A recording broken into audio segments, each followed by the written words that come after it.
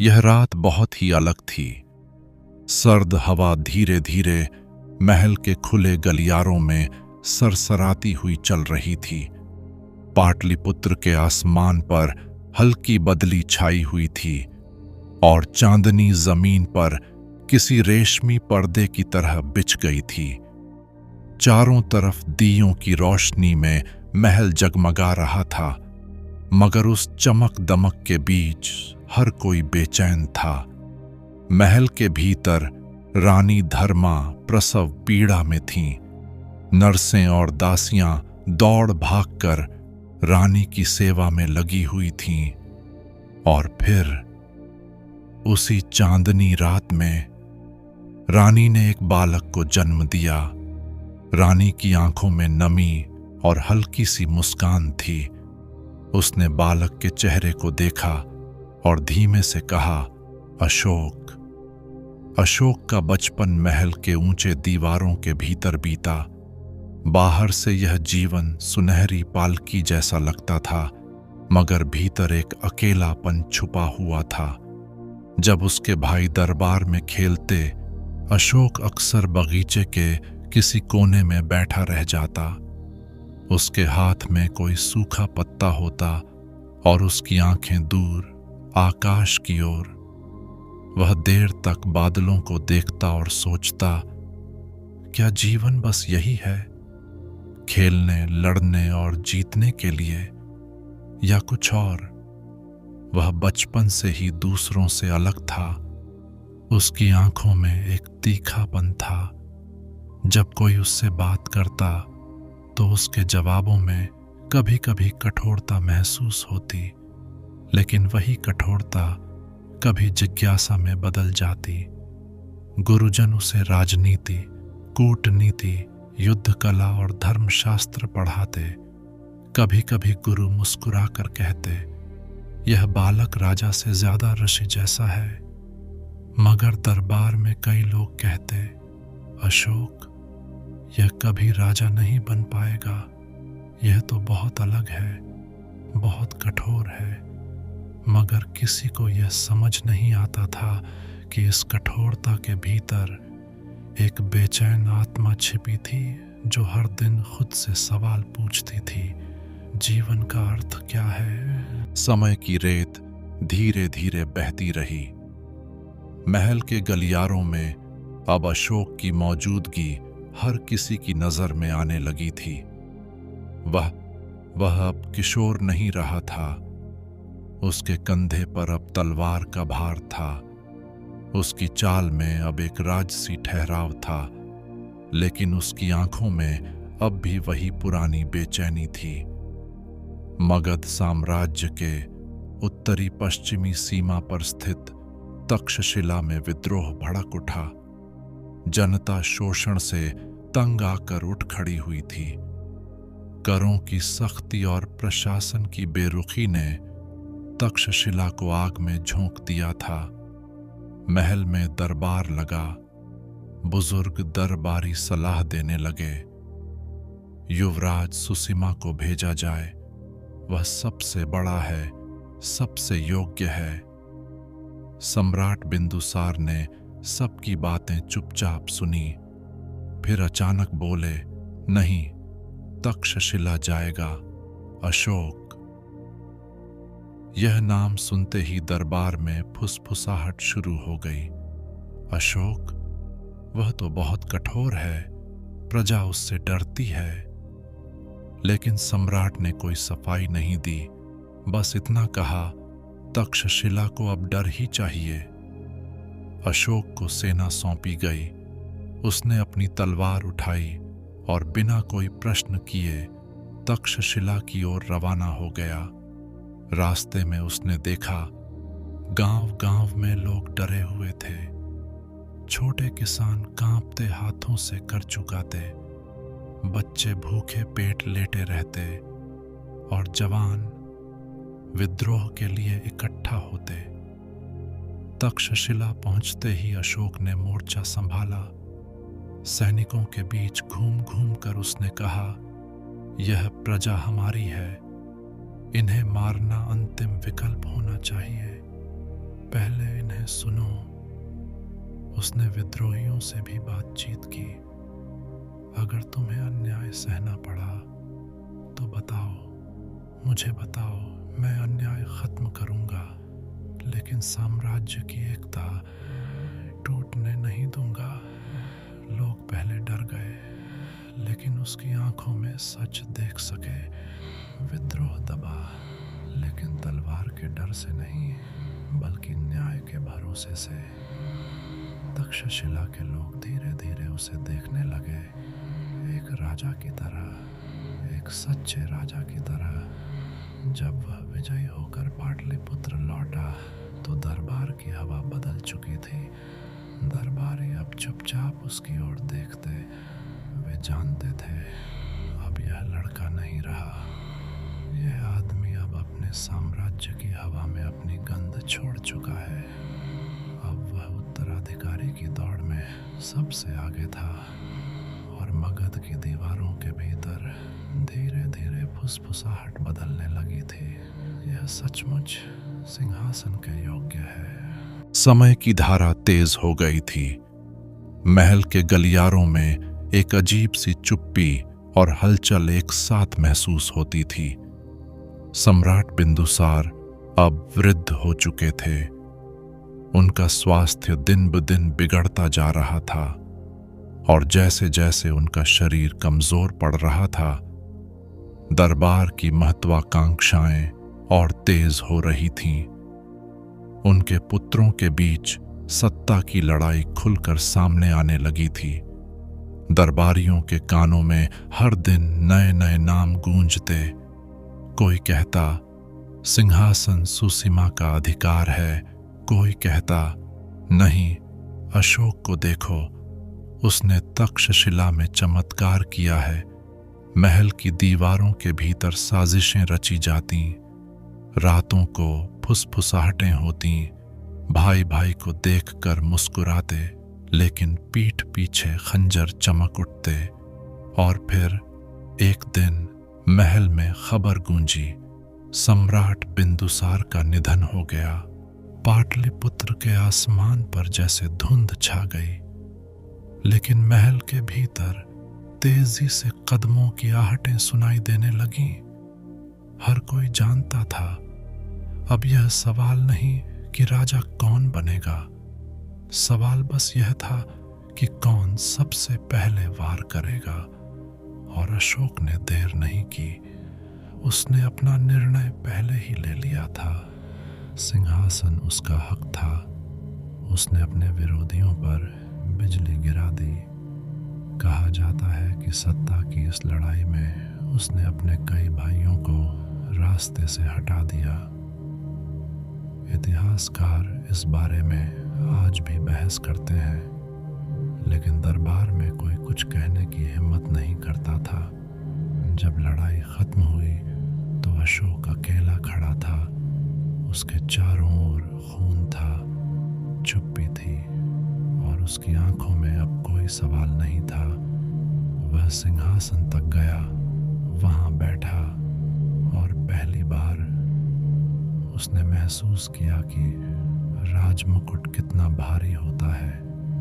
अब वह मौर्य साम्राज्य का सम्राट था और उसके कदमों की गूंज हिमालय से लेकर दक्षिण के समुद्र तक सुनाई देने लगी। अशोक का साम्राज्य बढ़ता गया। उसकी सेनाएं बंगाल के जंगलों में भी उतनी ही निडर थीं जितनी पश्चिम के मरुस्थलों में। दक्षिण के पठारों पर भी उसके झंडे लहराए। अफगानिस्तान की बर्फीली घाटियों में भी उसके नाम का खौफ था। लोग अब उसे चुपचाप देखते और कहते, हमारा सम्राट अपराजेय है। लेकिन उसकी आंखों में अब भी कुछ अधूरा है। वह हर युद्ध जीतता है, लेकिन हर जीत के बाद कुछ और खो देता है। अशोक अब अपराजेय बन चुका था। उसके सेनापतियों के कदमों की गूंज उत्तर से दक्षिण और पूरब से पश्चिम तक सुनाई देती थी। उसकी सेनाओं ने हर दिशा में विजय ध्वज फहराया था, लेकिन फिर उसकी दृष्टि एक ऐसे राज्य पर टिकी जो अब भी स्वतंत्र था। कलिंग। कलिंग एक गर्वीला और समृद्ध राज्य, पहाड़ियों और नदियों से घिरा हुआ। वहां के लोग अपने स्वाभिमान के लिए जाने जाते थे। वे जानते थे कि मौर्य साम्राज्य उनके दरवाजे पर दस्तक देने वाला है। महल के दरबार में अशोक ने एक रात घोषणा की, कलिंग को जीतना ही होगा। अगर मेरा साम्राज्य अखंड रहना है तो यह आखिरी बंधन भी टूटना चाहिए। सेनाओं ने तैयारियां शुरू की। युद्ध का बिगुल बजा। हाथियों की गूंज, घोड़ों की टापें और तलवारों की खनक से पाटलिपुत्र गूंज उठा। कलिंग के लोग जानते थे कि मौर्य सेनाएं आ रही हैं, लेकिन वे झुके नहीं, वे डरे नहीं। उन्होंने कसम खाई कि अपने प्राण दे देंगे पर घुटने नहीं टेकेंगे। और अंततः युद्ध हुआ। इतिहासकार कहते हैं कि यह युद्ध इतना भयानक था कि धरती कई दिनों तक लाल रही। नदी का पानी भी खून से लाल हो गया। हाथियों के पैरों के नीचे सैनिक रौंद दिए गए। तलवारें गरजी, भाले फटे सीने में गड़े, घर जलाए गए। चीखों से आकाश कांप उठा। और अंत में जब विजय का झंडा मौर्य सेना ने उठाया तो चारों ओर सिर्फ खामोशी थी। खून, लाशें, राख और टूटे हुए सपने। अशोक अपने रथ से उतरा। उसने चारों ओर देखा। नन्हे बच्चे अपनी माँओं की गोद में निर्जीव पड़े थे। जवानों के शवों के बीच रोती हुई स्त्रियां बैठी थीं। वृद्धों की आंखें खुली की खुली रह गईं। अशोक की सांसें भारी हो गईं। उसकी तलवार उसके हाथ से छूट गई। वह धीरे से बुदबुदाया, क्या मैं विजेता हूँ या हत्यारा? उसने रथ के पहिए पर हाथ रखा और पहली बार उसकी आंखों से आंसू गिर पड़े। वह समझ गया कि उसने युद्ध में कलिंग नहीं बल्कि अपनी आत्मा को पराजित कर दिया है। उस रात अशोक ने नींद की कोई कोशिश नहीं की। उसकी आत्मा व्याकुल थी। उसकी आंखों के सामने बार बार वही दृश्य आते, खून से लथपथ कलिंग। उसे लगा कि उसकी सारी जीतें व्यर्थ हैं और उसने खुद से वादा किया कि वह अब तलवार नहीं उठाएगा। अब वह किसी और रास्ते पर चलेगा, ऐसा रास्ता जो विनाश से नहीं, करुणा से भरा हो। कलिंग युद्ध के बाद अशोक बदल चुका था। महल के गलियारों में अब भी विजय का उत्सव मनाया जा रहा था। सेनापति और दरबारी जीत की कहानियां सुना रहे थे, पर अशोक के भीतर एक सन्नाटा था। वह अब महल की भव्यता में खो नहीं पाता था। जब भी आंखें बंद करता तो कलिंग के युद्ध के दृश्य उसकी आत्मा में गूंजते। मासूम बच्चों की चीखें, जली हुई झोपड़ियों की राख और मरघट सी खामोशी। रातें लंबी और भारी लगती। वह बिस्तर पर करवटें बदलता रहता। कई बार आधी रात को महल की छत पर चला जाता और तारों को देखता। उसके होंठ बुदबुदाते, यह सब क्यों हुआ? क्या यही राजधर्म है? क्या यही जीत है? उसकी आत्मा अब युद्धों से थक चुकी थी। उसे अपनी तलवार बोझिल लगने लगी थी। दरबारियों ने कई बार सुझाव दिया, अब दक्षिण को जीतना चाहिए, लेकिन अशोक का चेहरा बस गंभीर हो जाता। वह कोई जवाब नहीं देता। एक दिन उसने महल में एक साधु को देखा। साधु की आंखों में शांति थी। उसके पास कोई हथियार नहीं था, कोई सेना नहीं थी, लेकिन उसकी चाल में गजब का आत्मविश्वास था। अशोक ने उसे अपने पास बुलाया तुम्हारा नाम क्या है? साधु बोला, उपगुप्त। अशोक ने पूछा, तुम हमेशा इतने शांत कैसे रहते हो? तुम्हारे पास कुछ भी तो नहीं? उपगुप्त मुस्कुराया, बोला, जिसने खुद को जीत लिया हो उसे संसार जीतने की जरूरत नहीं।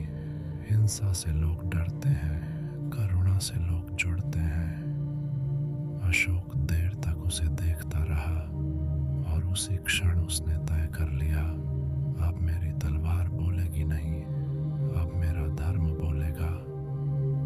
कुछ दिनों बाद अशोक ने बौद्ध भिक्षुओं से दीक्षा ली। उसने अपना सिर झुकाया और कहा, अब से मेरा मार्ग धम्म का मार्ग होगा। उसने उस दिन तलवार को महल के दरबार में रख दिया और अपने लिए नया मार्ग चुना। अब वह केवल एक सम्राट नहीं था, वह अब साधक था, एक साधारण इंसान जिसने खुद को जीत लिया था। धम्म को अपनाने के बाद अशोक पूरी तरह बदल गया। अब उसके चेहरे पर एक नई चमक थी। उसकी चाल में वही ठहराव था, मगर उसकी आंखों में अब युद्ध का भय नहीं, बल्कि शांति का प्रकाश था। महल में दरबार लगा। अशोक ने अपने मंत्रियों और सेनापतियों को बुलाया। उसने कहा, अब हमारी ताकत तलवारों में नहीं, बल्कि करुणा में होगी। अब हम लड़ेंगे नहीं, अब हम जोड़ेंगे। सारी सभा स्तब्ध थी। ऐसा राजा किसी ने नहीं देखा था, जिसने सबसे बड़े साम्राज्य को खड़ा किया हो। वही अब कह रहा था कि जीत का असली अर्थ हिंसा में नहीं है। अशोक ने धम्म का प्रचार शुरू किया। उसने अपने राज्य में जगह जगह प्रचारक भेजे। उसने कहा, जाओ और सबको बताओ कि करुणा और सत्य से बड़ा कोई धर्म नहीं। उसने अपने पुत्र महेंद्र और पुत्री संघमित्रा को बुलाया। तुम दोनों श्रीलंका जाओ, वहां बोधि वृक्ष रोपित करो और वहां के लोगों को धम्म का मार्ग दिखाओ। महेंद्र और संघमित्रा श्रीलंका गए और वहां के राजा और प्रजा को बौद्ध धर्म की शिक्षा दी। वहां आज भी अशोक के लगाए बोधि वृक्ष को श्रद्धा से देखा जाता है। अशोक ने अपने दूत अफगानिस्तान, मिस्र, म्यांमार, थाईलैंड और कई देशों में भेजे। उसकी भाषा सादगी भरी थी। उसका संदेश था, धर्म किसी पर थोपना नहीं चाहिए।